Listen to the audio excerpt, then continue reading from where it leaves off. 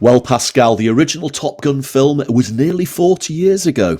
Nearly 40 years ago. But the new version, Top Gun Maverick, is about to hit the cinemas. But we've been waiting 3 years from its original planned launch date. We'll get into all of those delays in a moment, but shall we luxuriate in the trailer?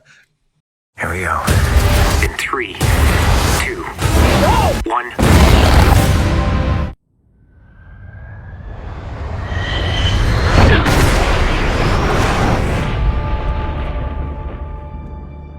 What do we have here? Yeah, here I thought we were special. Fellas, this here's Bagman. Hangman. Whatever. What the hell kind of mission is this?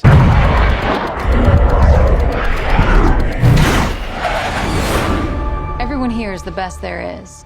Who the hell are they gonna get to teach us?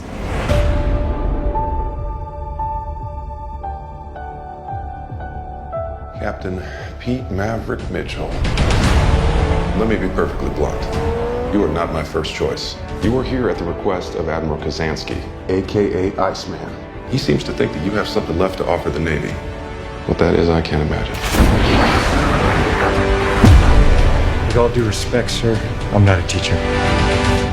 Just want to manage expectations. What the hell? Good morning, aviators. This is your captain speaking. And we're off. Here we go. In 3, 2, 1.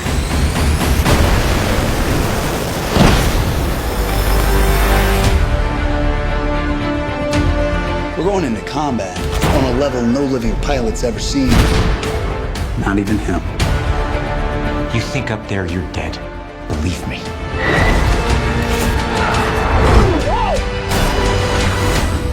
My dad believed in you. I'm not gonna make the same mistake.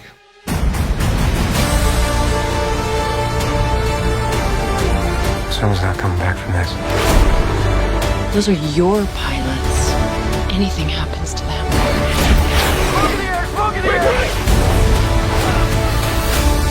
You'll never forgive yourself. No turning back now.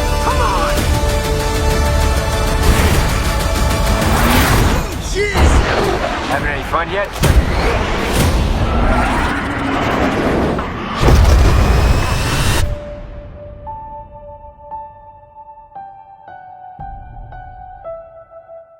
Oh, I don't know about you, but that was another shiver down the spine, Pascal. I've watched this trailer so many times, I'm almost picture perfect now. And do you know what's interesting is I didn't feel the need, and I'm not going to say the rest, I didn't feel the need for a sequel. But when it was announced, as we'll see in a moment, with a cheeky little teaser from Tom Cruise himself, 2018, I went, oh, that could get interesting.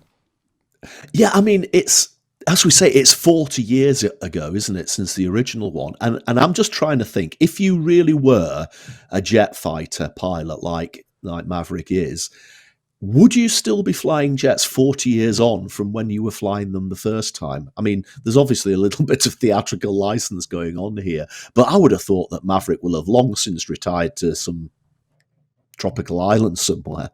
Well, maybe that's what's happening. We don't know. We'll see in a moment. We don't know. They've been. This is a tight and controlled marketing campaign, so maybe that's what's happened. You know, Maverick was happily riding motorbikes and going fast in different types of vehicle, and he's been called back in to train, obviously, the younger pilot. But just very quickly, I remember going to the cinema in Bordeaux, in France, in 1986 to go and see Top Gun. And what was interesting was we have what's called the cinema, the week of the cinema, La Semaine du Cinéma, where you go to the cinema in the morning, you pay your full fee, and then any other screening is only £1.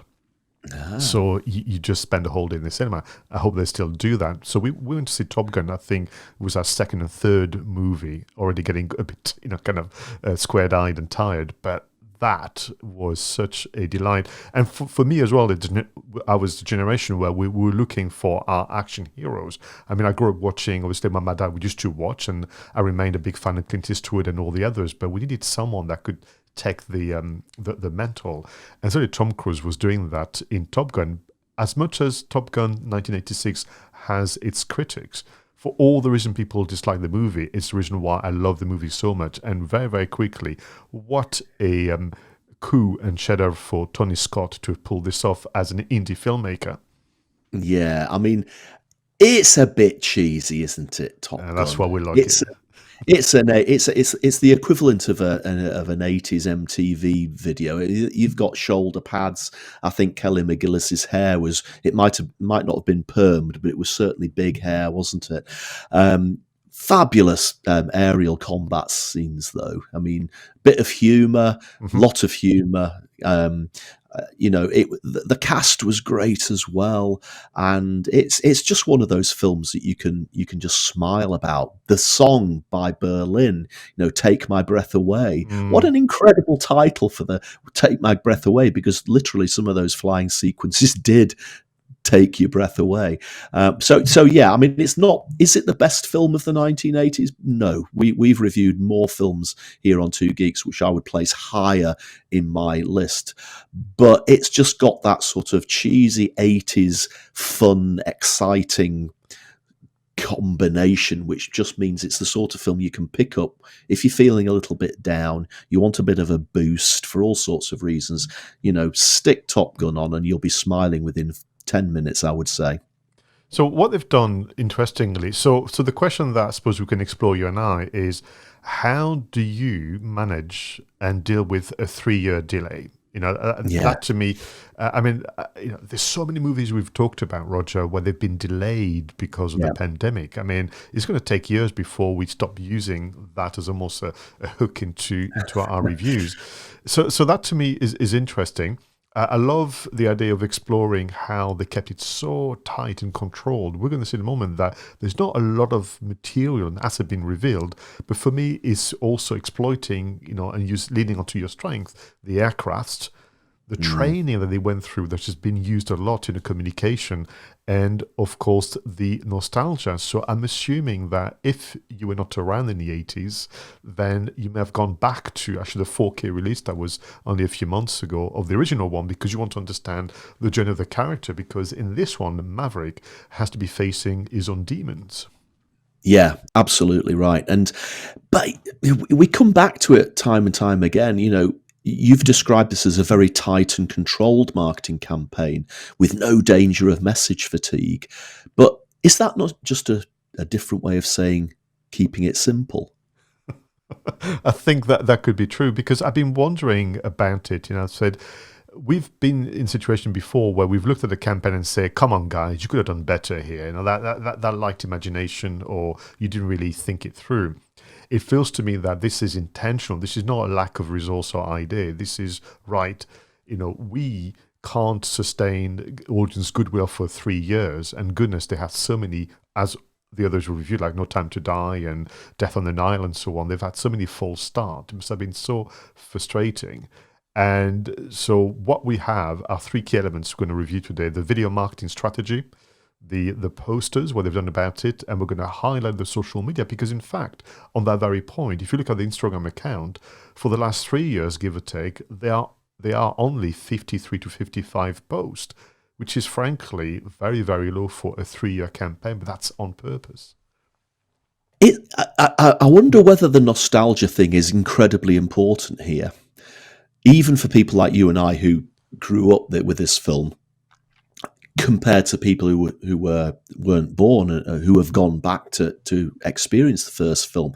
I'm just trying to think, is this maybe the longest gap between an original and a sequel? I'm thinking other films we've talked about on the show, Judge Dredd versus the more recent Dredd. The second Dredd film wasn't a sequel to the first one, so I don't really count that in the same breath. All the other film franchises, like the Bond films and things like that, there hasn't been that 40-year gap almost between the original and the sequel. I just can't think of another film franchise where the gap's been so big. So maybe that is why the nostalgia effect is so big, and maybe that's what has given them the ability to keep it tight and controlled, because that imagery from such a long time ago is still embedded in a lot of people's heads. I would agree, and as I mentioned to you, as a fan, I didn't feel the need for a sequel. I wasn't asking for it. I wasn't looking for it. I mean, there's been the occasional kind of fake news, literally, in the media, and it wasn't really until 2017-18 that Tom Cruise, during a TV chat show, said, yes, we're going ahead with what was called then Top Gun 2. Because I can't remember when we had the reveal of the title Maverick, but that came much later. But we are talking about a film with aspiration to be released in the kind of summer, autumn of 2019. Yeah, and the first trailer, and we're talking about the video strategy here, the first trailer was July 2019. So the original delay wouldn't have been for the pandemic, would it? No, it was music, and still wanted to fine tune and get better, essentially, scenes with the aircrafts. Yeah. So what was the original trailer was shown at San Diego Comic-Con, and it was a surprise appearance by that must have gone down absolutely amazing. Can you imagine that? But yeah, again, if you look on YouTube now, 37 million views. Yeah, that's and people still go back to it. I mean, actually, just because we're going to compare things, the very last trailer that we saw a moment ago, which was only released 4 to 5 weeks ago now, 20 million views. So it's just going to beat the record.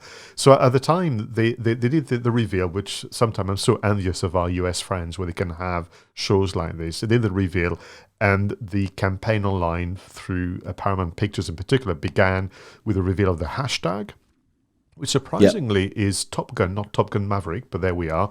And of course, the socials and Facebook, Twitter, and Instagram. So again, not using too many channels as we sometimes can see.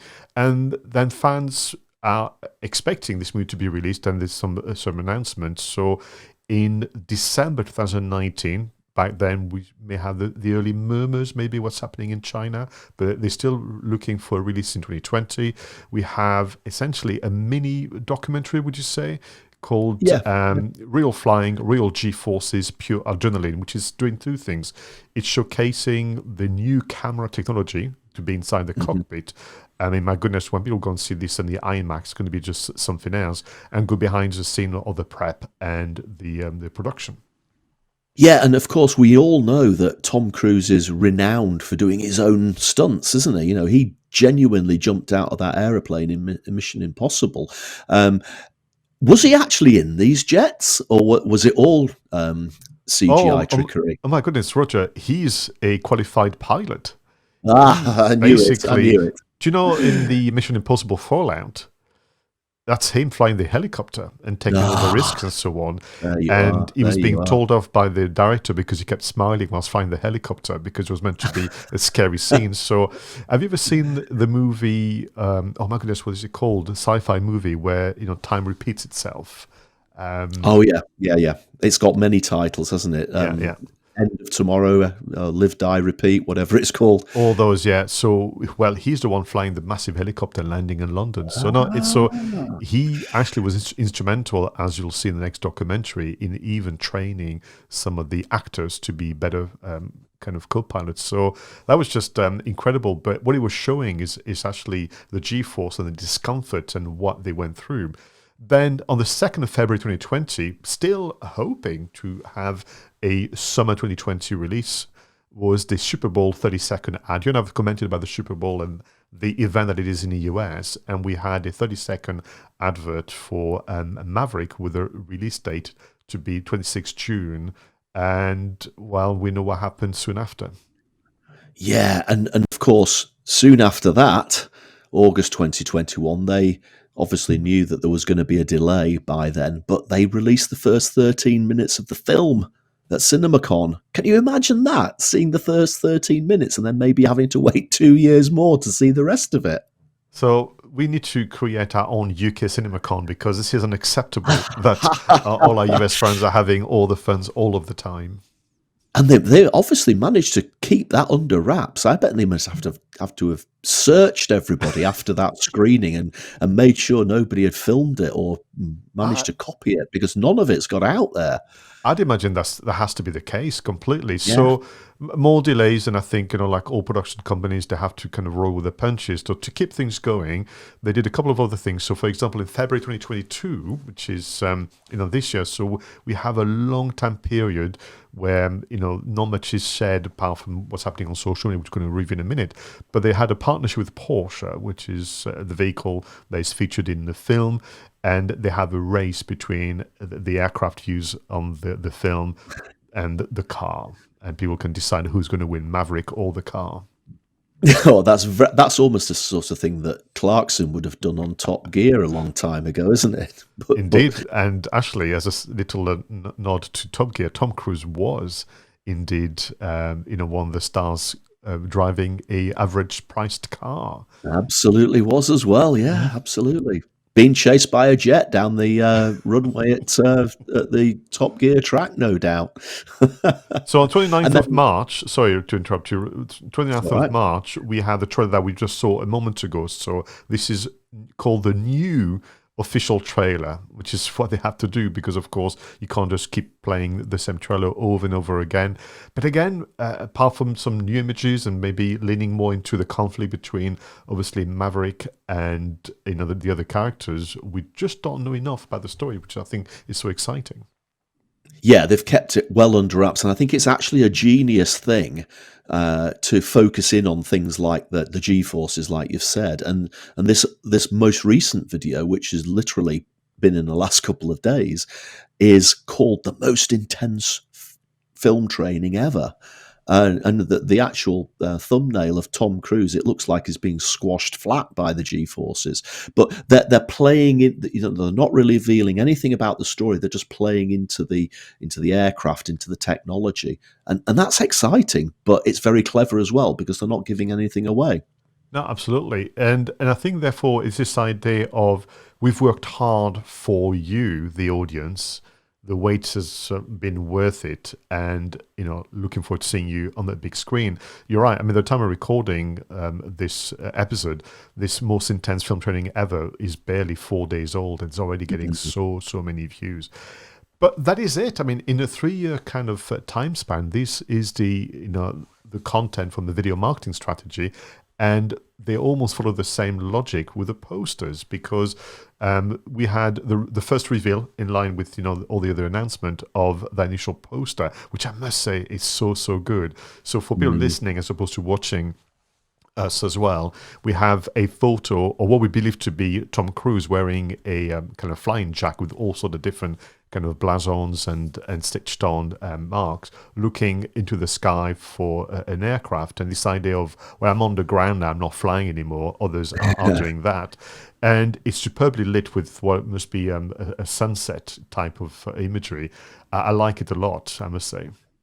Yeah, I love the second one, the second post, which was released December 2019. Again, you've got a picture of Tom Cruise on the ground, leaning against an old-style propeller aircraft, probably from World War II style, looking up at the sky. And, of course, in the sky, there's a couple of jets flying over, leaving a vapor trail behind them. Blue sky, beautiful poster. I could well have that as my screensaver. It is a very nice one. Yeah. On the 29th of March, to coincide with the launch of the reveal of the new trailer and so on, we have the latest poster. And I must say, Roger, I don't like it as much as the others. It's almost expected. We have Tom Cruise fully kitted up, holding the helmet with the term, his name Maverick. We've got the F-18 behind him with that sunrise kind of glow.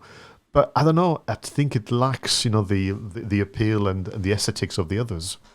Doesn't have the mystery. The others suggest, as you say, I'm on the ground. Somebody else is up there having fun, and that's not me. Whereas this is just saying, I'm back in the cockpit. I've got my kit on. I've got my bum on an aircraft seat. I'm shooting up there into the sky.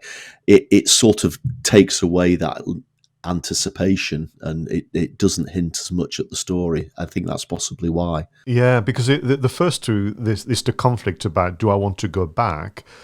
Because I think what we can understand, particularly if you've seen the 1986 a movie, There's obviously a sense of loss. There's a sense of guilt. You've got all that we're going to see the character dealing with, and that's probably why, in addition to age, that it stopped flying. Just very, very quickly on that very point about what happened in 1986. So obviously Maverick is flying with Goose, played by Anthony Edwards, and we have, as part of the conflict and the character development, we have the son, who had the term where they used rooster, and the actor Miles Teller looks so much like Anthony Edwards. That's really quite a lovely bit of casting, isn't it?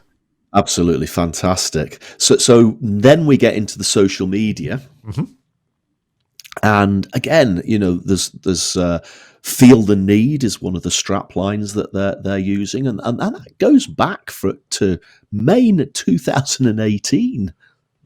Yeah, so Tom Cruise is on set. We think he's on set, and that is done with Mission Impossible. We reviewed before. He just does one shot, and usually puts a little cryptic phrase. And this one was #day1. So they began obviously filming production in that one. So it was May 2018, which therefore you can understand why they had aspiration for the movie to be released a year later. But in terms of social media, again, very, very controlled. So highlights would include, for example, in March 2020, the 27th, which is a date that many of us are going to remember forever, when lockdown began globally. Then the Top Gun official Twitter account released Zoom backgrounds, offering fans around the world. Genius, isn't it? I mean, I'm sure there have been other Zoom backgrounds as part of marketing campaigns, but at the time, the timing was just spot on. I mean, that is just utter genius, and they're quite good as well. I wouldn't mind those. Well, the one where in the trailers where we have Maverick flying upside down, as is done in the first one, over the snowy mountains. This is the one you want to have. If you're lucky enough to have a leather jacket, you could really pull it off. Yeah, absolutely. And I love the way that they've tied into as well birthdays and events of some of the members of the cast. There was even a nice Top Gun tweet on Father's Day in 2020, wishing all the dads a high-flying Father's Day from Top Gun. And of course, the image there of the fighter screaming over the desert landscape is a beautiful image. Yeah, the other thing that's celebrated, which I wasn't aware of, Roger, that it's kind of a fan-made celebration, but 13th of May every year is Top Gun Day. So I think we should adopt that, and you and I should find a way to be watching Top Gun, or maybe do both of them. They won't be out because that's only out on the 27th of May. But Top Gun Day is a thing by the fans, and Tom Cruise himself tweeted about it and sent a picture of him, hard at work on the movie, which I'm sure was the delight of many fans around the world. And then they've obviously started sharing stuff on TV shows, Graham Norton show, etc. Little snippets, exclusive coverage. That's pretty standard film marketing, isn't it, really? It is, but sometimes overlooked. So if you're a fan of the movie franchise, but also Tom Cruise, I highly recommend you seek out the Graham Norton show from April 2021 on YouTube, because the interview it's just stunning. Again, you watch it actually, and your heart goes out to Tom Cruise, who believes still in April 2021 that the release will be soon, not literally a year later. But wonderful stories it tells. And yes, one thing they did, which I suspect they do across what they call territories, is exclusive deals with a specific magazine or a specific radio station or broadcaster. And in this case, Total Film, a magazine that I used to buy all the time for decades. Eventually, I had too many copies in the house. They had the complete access to Maverick the movie, and it's almost like a Tom Cruise Top Gun take over the magazine. Yeah, and I'd be interested to hear what people who are listening and watching to the show think of all of this. Has this really whetted your appetite, made you excited for Top Gun Maverick, or is it just too tightly controlled, as Pascal says? Is it not revealed enough to get you interested in going to see this film, or is nostalgia enough? Don't forget, you can talk to us by using the speak pipe on the Two Geeks and a Marketing podcast website. And talking about websites, Pascal, what do you think of the Top Gun Maverick website itself. So the Is it a bit official, too simplistic? yeah, the official website, topgunmovie.com. Do you know, it felt like almost someone's forgotten they had a website. When you first go on it, they have just the bare essentials. I was thinking, where's the online experience? But then when you think about how they dealt with social media and the posters and video marketing and so on, maybe it makes sense to have also a website which is just enough, and they've not gone for the kind of things you and I've seen in the past with a lot of audience participation, contributions, competitions, quizzes, treasure hunts, and so on. But it does feel like someone just put the website to have the trailer, a very, very short synopsis about the movie, and a cast list, and then that's that. And it's intriguing, isn't it? Again, maybe it comes back to the fact that they're just thinking, we're really playing the nostalgia card here. Well, we're hoping that the reputation of the first film, even though it's nearly 40 years ago, and the passion that people have for that who can remember watching it as children, combined with the excitement of people who've just discovered it for themselves more recently, is enough to promote this film. And I hope that they're right. And they probably are. And it will be very interesting to see what the box office is like for this film when it hits the screens in May. What is interesting for me is that this episode will be published on the 27th of April, 4 weeks to the day before the official release on the 27th of May. And, oh, by the way, back to the CinemaCon, the lucky so-and-so who've got tickets are going to get a preview of the movie way before anyone in the world again, which I think is just such a tease. But 4 weeks still left for the campaign to run. I'm just intrigued, and, we're going to keep track of it, seeing what else are they going to do, or are they going to do actually just very little because they don't have to? I think that we're going to probably have to come back, and probably for the first time in Two Geeks in a Marketing Podcast, maybe we'll have to review the marketing again for Top Gun Maverick, because as you said, we don't know what's going to happen in the next month. There may be a lot to come, or they may carry on in the minimalistic way that they've gone so far. So I'm excited. I know you are excited. I know that this is one of the films that you've been looking forward to so much, and I suspect we could carry on talking about it for a little bit longer, but we are starting to run out of time, Pascal. So I'd like to draw this episode 75, to a close. Thank you, everyone, so much for watching and listening. Don't forget to give us your feedback on SpeedPipe, on Twitter, wherever you want to. LinkedIn is fine too. We'd love to hear your reviews, suggestions, comments, questions, whatever you might have. Until the next episode, remember, go out there and make sure that your marketing is done right. I was Roger Edwards and he was Pascal Fintoni.